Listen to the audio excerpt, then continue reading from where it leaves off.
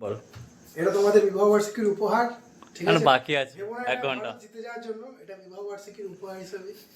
ও সেই জন্য আমাকে বারবার বলছে ও কিছু করতে হবে না, তোকে কিছু করতে হবে না। এই যে এটা অর্কই বানিয়েছে, পুরোটা অর্কর বানানো। ঢাকারি বিরিয়ানি। বিরিয়ানিটা দেখাবো হেভি।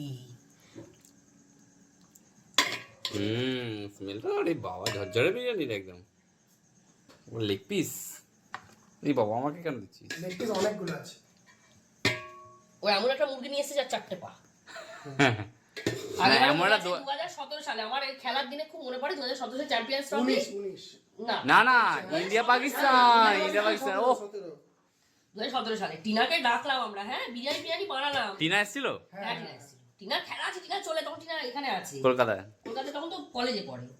কি অবস্থা, তারপরে আমরা খেলাটা হেরে গেছিলাম। মানে যাই হোক, বাদ দাও। আজকে আমাদের মনে কোনো দুঃখ নেই, আমরা ভীষণ খুশি।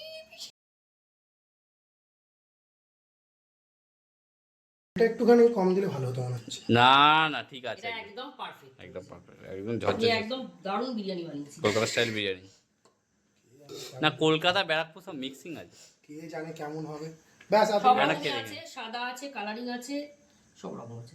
আলু এই জাম্বো আলু, এই জাম্বো আলু। ওটাই তো মেন। এই নে আলু দিচ্ছি আর তোকে। আলু আমাকে দিয়েছিস? কই আলু দিয়েছি? হয়েছে কেমন টেস্ট? সত্যি বলো। নুন মশলা একদম পারফেক্ট, তাই না? আমি তো আবার নুনটা একটু কমই দিই। না ঠিক আছে। কম থাকলে ভালো, বেশি হলেই মুশকিল। মাংস সচল করে ছিঁড়ে যাচ্ছে। একটু খা। না খাচ্ছি খা না। একদম পারফেক্ট পারফেক্ট। আমি যেন ঝোল ওই ইমপ্রুভ করে যাবে। এটা একদম পারফেক্ট পারফেক্ট পারফেক্ট। সাব্বাস।